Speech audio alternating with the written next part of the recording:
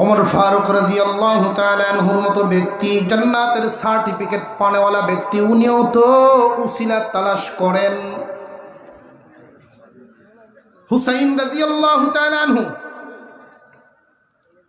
হুসাইন রাদিয়াল্লাহু তাআলা আনহু আর উমর রাদিয়াল্লাহু তাআলা আনহুর ছেলে দুইজনের মধ্যে কথা কাটাকাটি হয়ে গেছে। হুসাইন হযরত উমর রাদিয়াল্লাহু তাআলা আনহুর ছেলেকে দুই একটা কথা বেশি বলে ফেলছেন। উনি গিয়ে বিচার দিলেন, আব্বা জান, হুসাইন আমাকে গোলামের বাচ্চা গোলাম বলছে। ও আব্বা, আমি বিচার চাই, তোমার কাছে বিচার চাই, আমার এক গোলামের বাচ্চা গোলাম বলছে হুসাইন।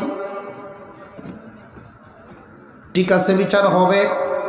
হুসাইন রাদিয়াল্লাহু তাআলা আনহুকে তলব করা হলো। অনুষ্ঠান শুরু হয়ে গেছে, বিচারের অনুষ্ঠান। হযরত আলী রাদিয়াল্লাহু তাআলা আনহু চুপি চুপি কাছে গেলেন হযরত উমরের কাছে। ইয়া আমিরাল মুমিনিন, ইয়া আমিরাল মুমিনিন। কি হয়েছে?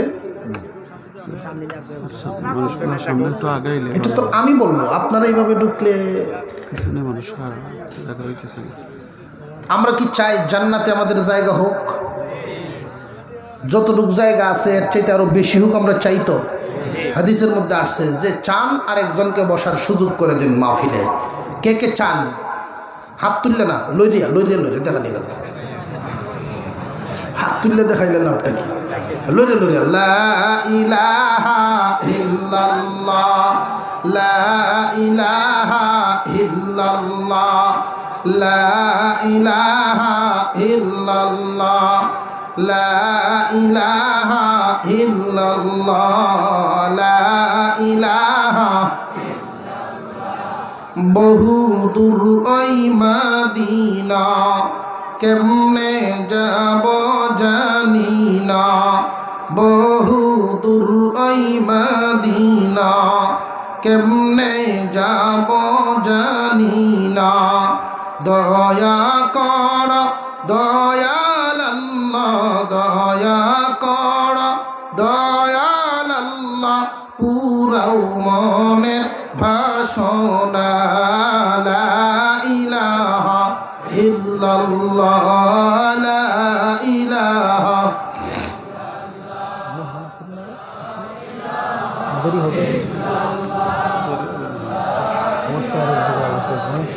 দশটা পর্যন্ত কথা ছিল, দেখি একটু শুনলে ভালো হয়। লা ইলাহা ইল্লাল্লাহ মুহাম্মাদুর রাসূলুল্লাহ। মনে আছে বিচার গেছে কার কাছে? হযরত উমর ফারুক রাদিয়াল্লাহু তাআলা আনহুর কাছে। ওনাকে দেখলে শয়তানেও ভয় পায়। উনি যেদিন ঘোষণা দিয়েছেন আজকে বিচার হবে, বসবা, বিচার হবে, উরি বাবারি বাবা, প্রত্যেকের কাঁপ শুরু হয়ে যেত। বিচার হবে শুনলেই কাঁপ শুরু হয়ে যেত। আজীব। হযরত উমর ঘোষণা দিয়েছেন, বসেন। হযরত আলী রাদিয়াল্লাহু আনহু আস্তে আস্তে গিয়েছেন, গিয়ে বলেন, ইয়া আমিরাল মুমিনিন, হুসাইন বাচ্চা মানুষ বুঝতে পারে নাই, তারে কি মাফ করে দিলে হয় না? তারে কি মাফ করে দিলে হয় না?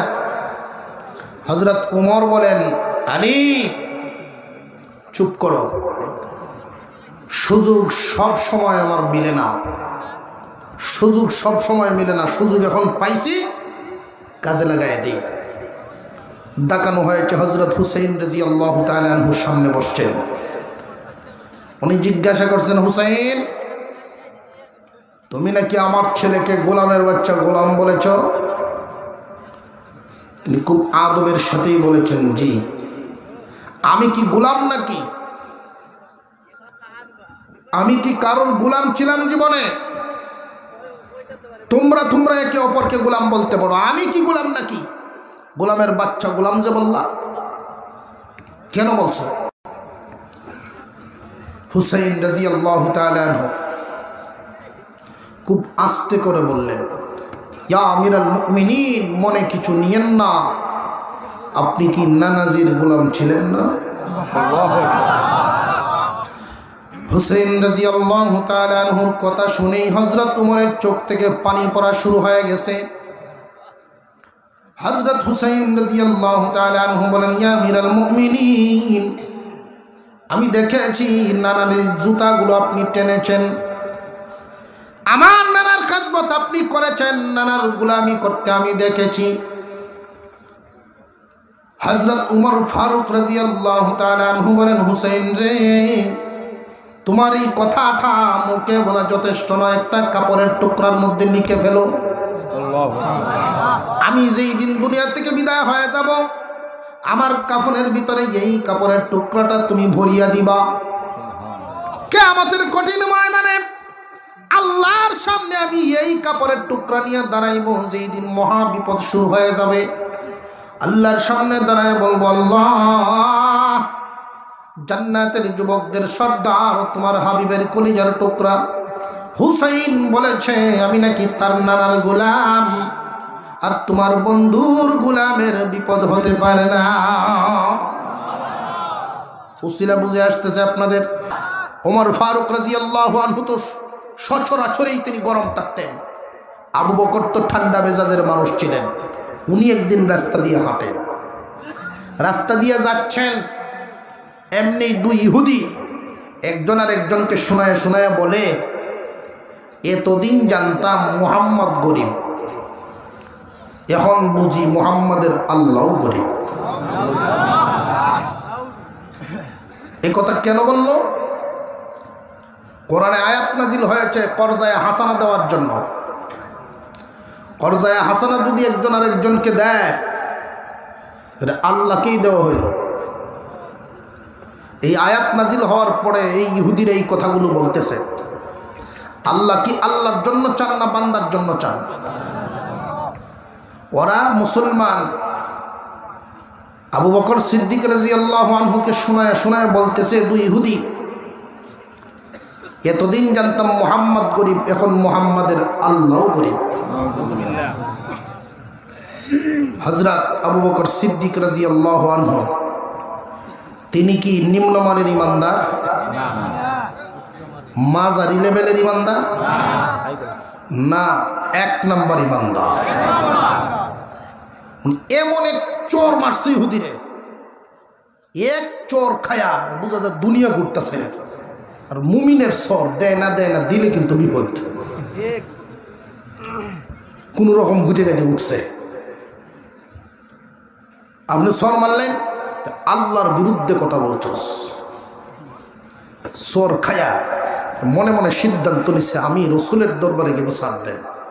সব আদালতে বিচার পাওয়া যাবে না, কারণ ইসলামী আদালতে গেলে চরের বদলা চর, মায়ের বদলা মায়ের, খুনের বদলা খুন পাওয়া যাবে। ইহুদি গিয়ে রসুলের দরবারে বিচার দিয়েছেন, হুজুর আপনার আবু বকর বিনা কারণে আমার চর মারছে। আসলে বিনা কারণে না, কারণে দিছি। তুই বাটপা মিথ্যা মামলা দিছে রসুলের দরবারে। মিথ্যা মামলা আছে না? মুসলমানের চরিত্র না ইহুদিদের চরিত্র? তো আফসোসের ব্যাপার হলো বেশিরভাগ মামলায় মিথ্যা হয়। কোর্টে বেশিরভাগ মামলায় মিথ্যা হয়। সাক্ষী যে দেয়, আরে বাবার স্যার আমি খারা আসলাম এখানে, আমি এখানে উবাইয়ে রয়েছি, আমার সামনেই বাড়িটা দিছে, অথচ হে আসিল ডাকাত। ঠিক না বে ঠিক? জোরে এখন সাক্ষী সাবধান। মিথ্যা সাক্ষী দিলে আল্লাহু আকবার, আরেকজনকে বিপদে ফেলাইলেন মিথ্যা সাক্ষী দিয়া। মৃত্যুর সময় কালিমা পড়া কঠিন হয়ে যায়। মৃত্যুর সময় কালিমা পড়া কঠিন হয়ে যায়।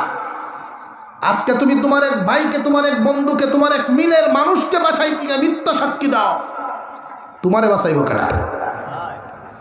তুমি যে বিপদে পড়বা ওই দিন কে বাঁচাইব?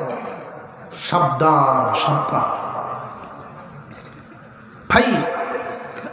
মিথ্যা সাক্ষী দিছে আবু বকরের বিরুদ্ধে। রসুল বলেন, কে চোর মারল? যে আপনার আবু বকর। আবু বকর তো চোর দেয় না সাধারণত, দেখ নামে নি কোনো ফেস্টেস লাগাইছস, সরানি তাফরানি তো উমরের খাম। না হুজুর, আজকের শটটা আপনার আবু বকরই দিছে। হুজুর সাল্লাল্লাহু আলাইহি সাল্লাম বললেন, আচ্ছা আবু বকরকে আনি, জিজ্ঞাসা করি সে দিছে কিনা জিজ্ঞাসা করি আগে। আবু বকরকে খবর দেওয়া হলো। সিদ্দিক আকবর রাদিয়াল্লাহু আনহু আসলেন, আইসাই দেখেন ইহুদি বই রয়েছে। দেখেই হযরত আবু বকর বলেন, হুজুর অনুমতি দেন, এর আরেকটা সর দিল। রাসূল বুঝে লাইছেন যে আগে একটা দিছে, আর তো জিজ্ঞাসা দরকার নাই, যেই কইছে আরেকটা দিল, বোঝা গেল আরেকটা দিছে। হুজুর বলেন, কেন চর মারছ, কারণটা কি? আবু বকর সিদ্দিক রাদিয়াল্লাহু তাআলা আনহু বলেন, ইয়া রাসূলুল্লাহ, আমার কলিজার টুকরা আয়েশার উপরে মুনাফিকেরা অপবাদ রটাইছে, আমি কিন্তু রাগ করি নাই। হিজরত করে মক্কা থেকে মদিনায় চলে আসলাম, আমার টাকা পয়সা পর্যন্ত আমারে আনতে দেয় নাই, আমি রাগ করি নাই। কিন্তু আল্লাহ এবং রসুলের বিরুদ্ধে কিছু বললে আমি সহ্য করতে পারি না। আমি কি এক নাম্বার মুমিনের পরিচয় দিব না? আল্লাহর বিরুদ্ধে কথা বলছে, আমি কি মুমিনের পরিচয় দিব না? এই জন্য আমি থাপ্পড় মেরেছি। আমার সামনে ও আমারে শোনায় শোনায় বলে, এতদিন জানতাম মুহাম্মদ গরিব, এখন মুহাম্মাদের আল্লাহ গরিব আর আমরাই ধনী। মুসলমানদের আল্লাহ গরিব আর আমরা হইলাম ধনী। এই কথা আমারে শোনায় শোনায় বলে, সহ্য করতে পারি না, এই জন্য ওরে আমি চর মারছি। হুজুর আকরাম সাল্লাল্লাহু আলাইহি ওয়াসাল্লাম বলেন, যদি তাই হয় তাহলে ঠিকই করছো। হ্যাঁ ইহুদি, আল্লাহ তো আমারও তোরও, রসুলের আমার মানুষ না, আল্লাহ তো মানুষ। আল্লাহর বিরুদ্ধে কথা বললে কেন? কয় আমি কইছি না। এখন কি হলো? ও স্বীকার করছে। হুজুর সাল্লাল্লাহু আলাইহি সাল্লাম বললেন, আবু বকর, তোমার পক্ষে সাক্ষী লাগবে। ও যে এই কথা বলছে এটা প্রমাণ করতে হবে, তোমার পক্ষে কোনো সাক্ষী আছে? হযরত আবু বকর বলেন, না, তখন তো আমি একাই ছিলাম, কেউ সাথে ছিল না, সাক্ষী কিভাবে পেশ করব? আমি কি কখনো মিথ্যা কথা বলি হুজুর? আমি তো মিথ্যা বলি না, আপনি আমাকে সত্যবাদীর উপাধি দিয়েছেন, আবু বকর সিদ্দিক। রাসূল বলেন, সিদ্দিক দিয়ে আদালত চলতো না, সাক্ষী লাগবে। হুজুর সাল্লাল্লাহু আলাইহি সাল্লাম বলেন, সাক্ষী দাও না সাক্ষী নাই, তাহলে চরের বদলা চর, চরের বদলা চর। একটা ইহুদি কারে চর দিব? সমস্ত মুসলমানদের মধ্যে যার সম্মান বেশি, নবীজির পরেই যার মর্যাদা, উম্মতে মুসলিমের, উম্মতে মুহাম্মাদের মধ্যে সর্বশ্রেষ্ঠ মর্যাদার অধিকারী, জান্নাতের 8টা দরজায় যাকে ডাকবে, হুজুর আকরাম সাল্লাল্লাহু আলাইহি ওয়াসাল্লাম যেই মাত্র ঘোষণাটা দিবেন, যেই মাত্র ঘোষণাটা দিবেন, এমনি দেখা যায় ঘন্টির আওয়াজ শোনা যায়, জিবরাইল আমিন আসতেছেন। আর একটু জোরে কন্যা সুবহানাল্লাহ। জিবরাইল আলাইহিস সালাম আসতেছেন। আল্লাহর পয়গম্বর বলেন, তাহলে এই মুহূর্তে যেহেতু জিবরাইল আসতেছেন, রায়টা দিব না। মনে হয় আল্লাহর পক্ষ থেকে কোনো ফয়সালা আসতেছে। জিবরাইল আলাইহিস সালাম আসলেন, এসেই বলেন, পয়গম্বর, আবু বকরের পক্ষে কোনো সাক্ষী নাই, দুনিয়াতে কোনো মানুষ ছিল না, এই জন্য আবু বকরের সাক্ষী হয়ে গেছেন স্বয়ং আল্লাহ। লাকাদ সামিআল্লাহু কাওলাল্লাযীনা ক্বালু ইন্নাল্লাহা ফাকীরুন ওয়া নাহনু আগনিয়া। আল্লাহ পাক কোরআনের আয়াত নাযিল করে দিলেন, লাকাদ সামিআল্লাহ, নিশ্চয়ই নিশ্চয়ই আল্লাহ শুনেছেন, কাওলাল্লাযীনা ক্বালু, যারা বলেছে এমন কথা, ইন্নাল্লাহা ফাকীরুন ওয়া নাহনু আগনিয়া, নিশ্চয়ই আল্লাহ ফকির আর আমরা ধনী। এই কথা যারা বলছে এই কথা শুনছেন কে? আল্লাহ সাক্ষী হয়ে গেছেন। হুজুর আকরাম সাল্লাল্লাহু আলাইহি ওয়াসাল্লাম বলেন, রে ইহুদি, আমার আবু বকরকে বেইজ্জত করতে পারবি না, কারণ হকের পক্ষে যে লড়ে সাহায্য করেন আল্লাহ। সব সময় হক কথা বলে যাবেন। হক কথা বললে তাৎক্ষণিক কিছু মানুষের চেহারা কালো হয়ে যেতে পারে। হকের পথে থাকতে গেলে তাৎক্ষণিক কিছু মানুষের চেহারা কালো হতে পারে, কিন্তু পরবর্তীতে ওরাই নীরবে আপনার কথা স্মরণ করবে যে না, উনি সঠিক। যদি কোনো রকম গুজামিল দিয়ে চলেন, তাৎক্ষণিক ধন্যবাদ পেতে পারেন, পরবর্তীতে কইব ওর মতো একটা বাটপার আরো আছে। ঠিক না বেটি? হক কোনোদিন পিছে নামে না। হকের জয় হবেই হবে ইনশাআল্লাহ।